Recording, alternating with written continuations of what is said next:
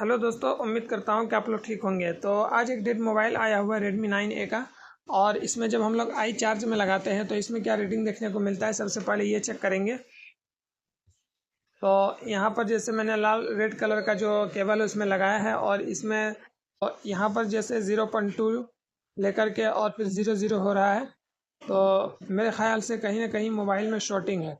ये बटन दबाते हैं, ऑन करने की कोशिश करते हैं, फिर भी ये मोबाइल ऑन नहीं हो पा रहा है, जैसा कि आप देख रहे हैं। तो अब हम लोग मोबाइल को खोलेंगे और डीसी से चेक करेंगे कि हमारा क्या रीडिंग देखने को मिलता है। तो मोबाइल को जल्दी से खोल लेते हैं। तो वीडियो को मैंने थोड़ा सा रोक दिया था, इसलिए कि वीडियो काफ़ी ज़्यादा बड़ा होने लगता है, इसलिए। तो मोबाइल का यहाँ पर कुछ इस तरह का हालत है। कस्टमर हमको बताया था कि ये मोबाइल मैंने एक दुकान में लेकर गया था और वहाँ पर नहीं हो पाया है, तब यहाँ पर लेकर आया है। तो इसमें आप देख सकते हैं शील्ड वगैरह सब कुछ निकला हुआ है। तो सबसे पहले हम कैमरे को रिमूव कर लेते हैं, वरना अब हमें बोर्ड में चेक करना ही है। तो बोर्ड का कंडीशन देख लेते हैं पहले। और इधर से भी इसमें काम हुआ है, आप देख सकते हैं। और मेरे ख्याल से ये सीपीयू में हीट वगैरह शायद हो सकता है कि क्या हो। तो अब हम लोग देखते हैं डीसी में लगा के कि इसमें हमारा क्या रीडिंग देखने को मिलता है।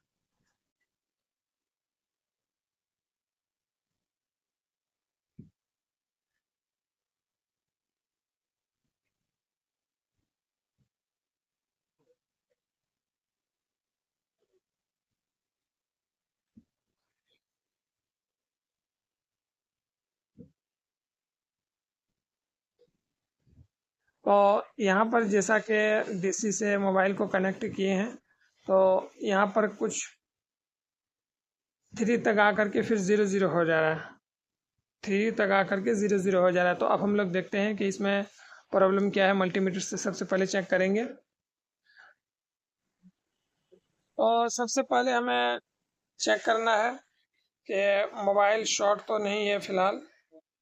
तो एक तरफ से यहाँ पर 0.0 आ रहा है, दूसरी तरफ से हमारा जो वैल्यू है वो बीप की आवाज़ आना चाहिए तो आ रहा है। उसके बाद एक तरफ से हमें यहाँ पर देखते हैं कितना आ रहा है।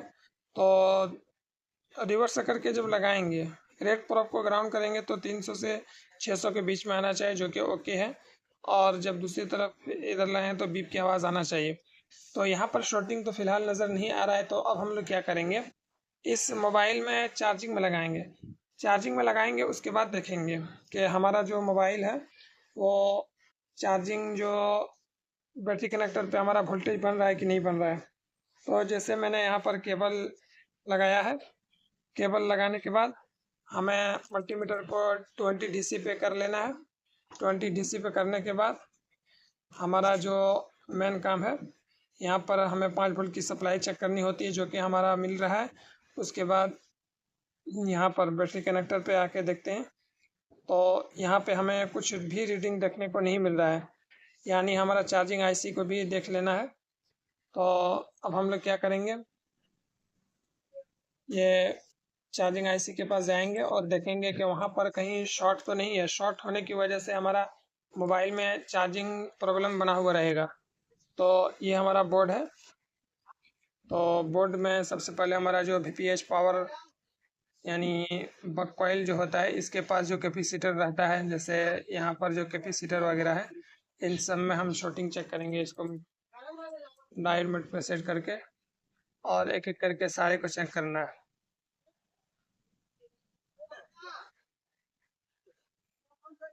तो यहाँ पर जैसा कि ये बक कॉइल के साथ में जो कैपेसिटर लगा हुआ है, ये हमारा शॉर्ट यहाँ पर है, इसलिए शायद हमारा चार्जिंग आईसी वर्क ना कर रहा है।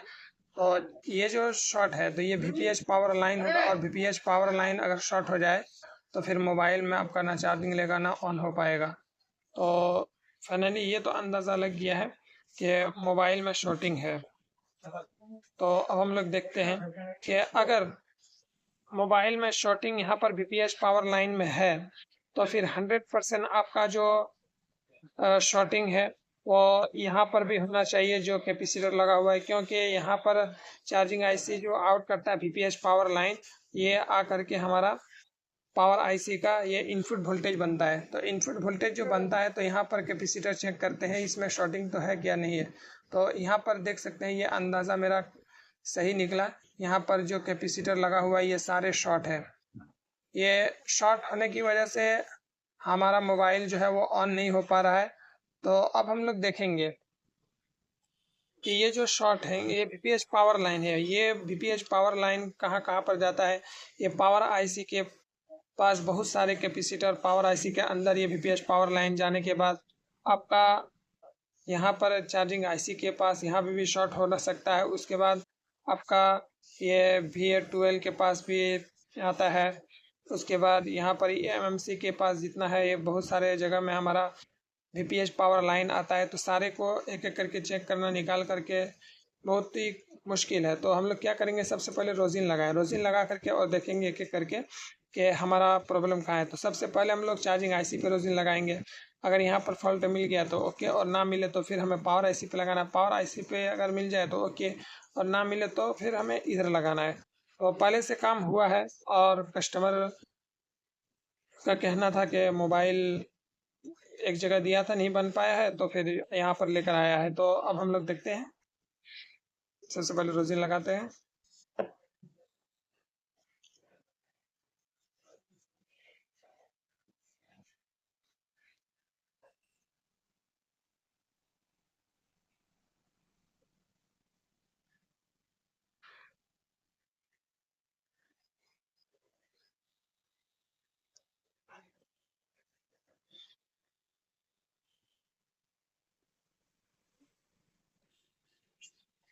तो यहाँ पर जैसे रोजिन लग जाने के बाद हमें क्या चेक करना है, DC मशीन को हमें ऑन करना है। और पहले हमें 3 एम्पियर जो होता है, 3 वोल्ट से ज़ायद यहाँ पर अभी फ़िलहाल नहीं देंगे। अगर वोल्टेज जैसे ज़्यादा देंगे तो परेशानी, हालांकि ये VPH पावर लाइन है 3.7 से लेकर 4.2 वोल्ट देने से भी हमारा कोई भी मोबाइल में शॉर्टिंग नहीं होगा। तो 3 एम्पियर यानी 3 वोल्ट देने के बावजूद भी जैसे यहाँ पर हमारा शॉर्टिंग कुछ नहीं निकल रहा है। तो अब हम लोग क्या करेंगे, इसको हम लोग वोल्ट बढ़ाएंगे 4.2 वोल्ट जो हमारा बोर्ड में बर्दाश्त के लायक, जैसे जो जितना वोल्टेज चाहिए उतना ही देना है। अगर यहाँ पर जैसे कई बार VIO का लाइन होता है और उसमें अगर आप वोल्टेज ज़ायद दे देंगे तो आपका मोबाइल और सही होने की जगह में और बिगड़ जाएगा।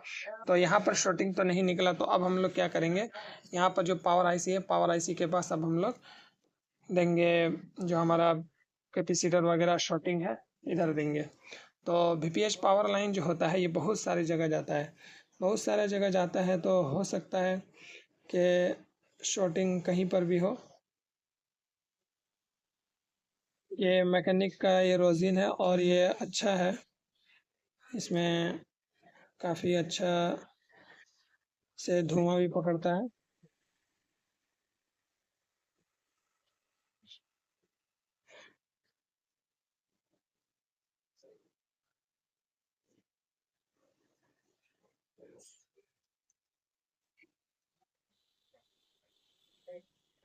तो यहाँ पर जैसे मैंने रोजिन दिया, अब हम लोग क्या करेंगे, फिर 3 वोल्ट करेंगे।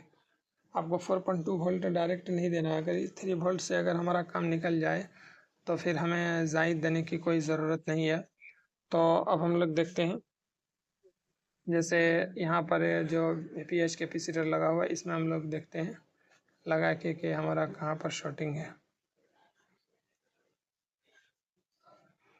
तो यहाँ पर फ़िलहाल तो कोई शॉर्टिंग नज़र नहीं आ रहा है। तो हम लोग अब वोल्टेज जो 3.3 वोल्ट था तो इसको 4.2 वोल्ट कर लिए।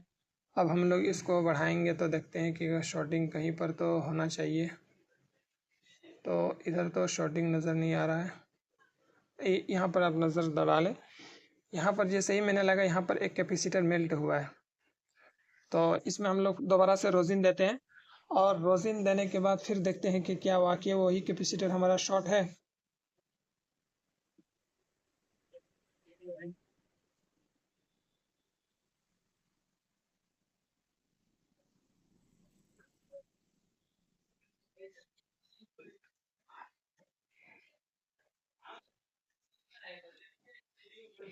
तो यहाँ पर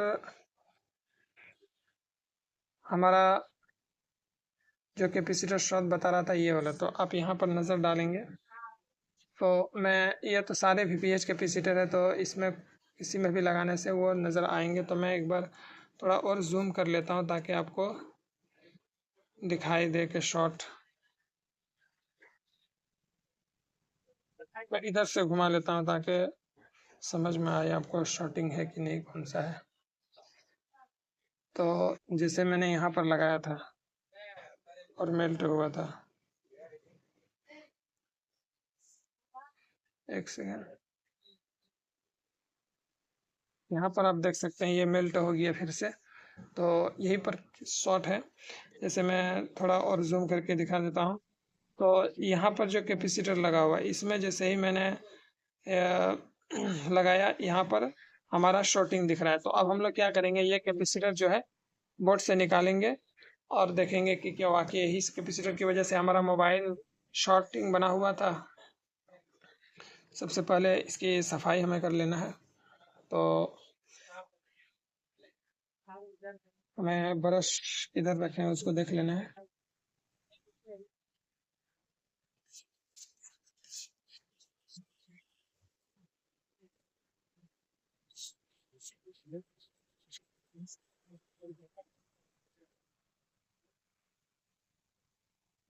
जूमिंग को थोड़ा कम कर लें।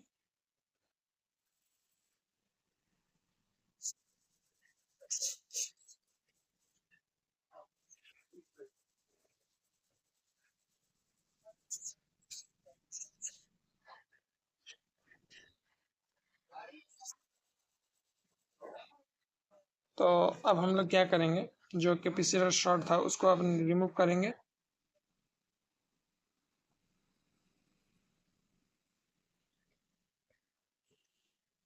ये भी हमारे पास मैकेनिक का है और ये अच्छा खासा हमारा यहाँ पर जो कैपेसिटर था ये शॉर्ट था ये। तो यहाँ पर आप नज़र डालें और पावर आईसी जो है हमारा, एक बार इसके ऊपर हम लोग कवर कर लेंगे वरना हो सकता है हीट लग जाने से हमारा प्रॉब्लम बढ़ जाए।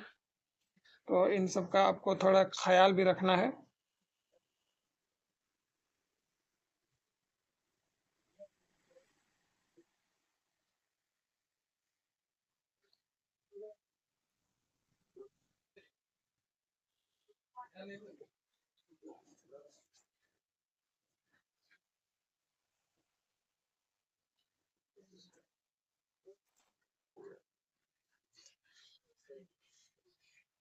तो अब यहाँ पर जो कैपेसिटर शॉर्ट उसको अब निकालना है।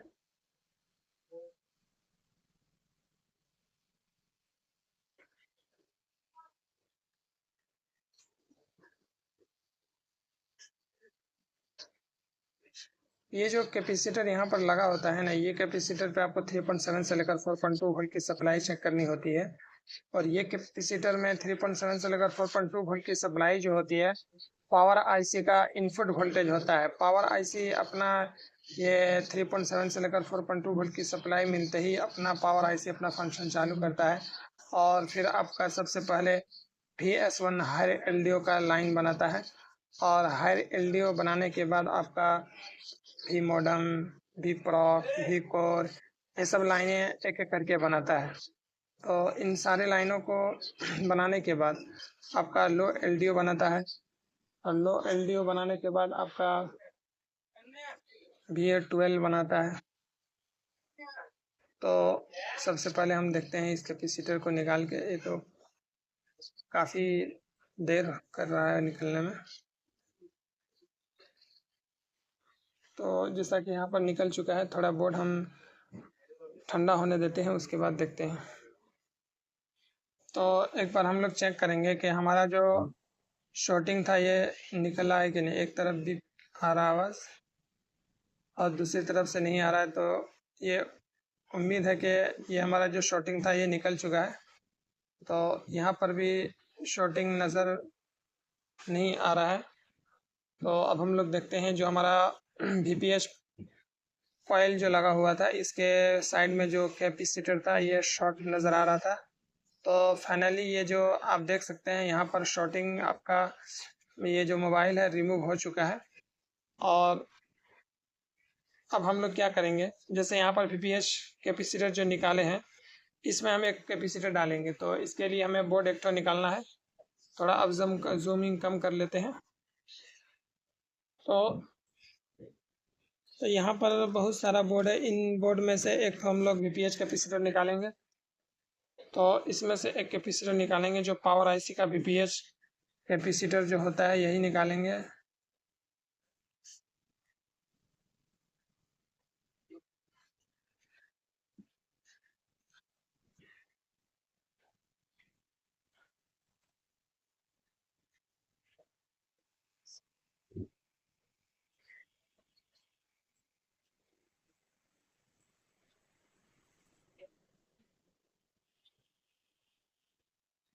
एक बार साइज भी हम लोग देख लेंगे। तो यही साइज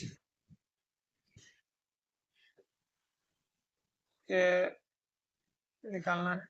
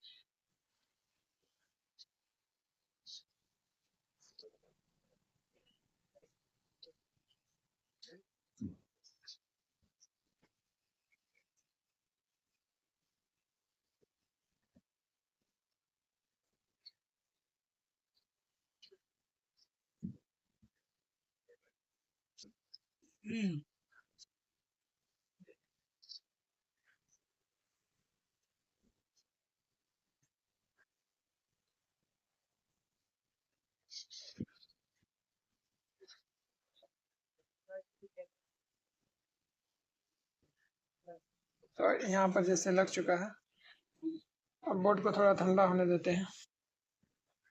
ये बोर्ड जो है थोड़ा ठंडा हो जाने के बाद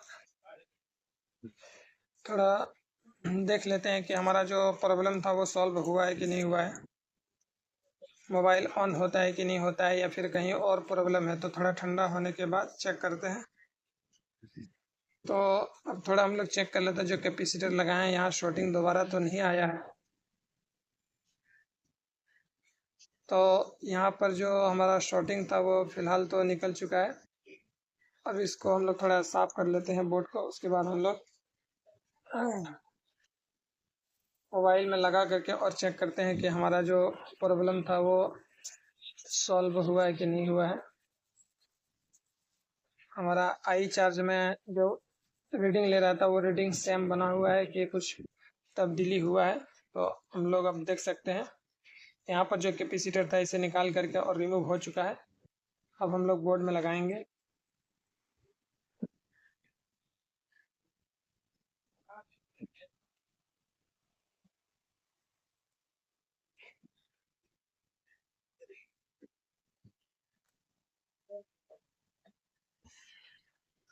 तो यहाँ पर आप लोग देख सकते हैं ये मोबाइल ऑन हो चुका है।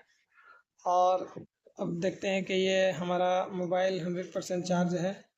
ये चार्जिंग में केबल पहले से लगा हुआ था, तो अब हम लोग केबल को निकालते हैं और देखते हैं कि ऑन हो पाता है कि नहीं हो पाता है।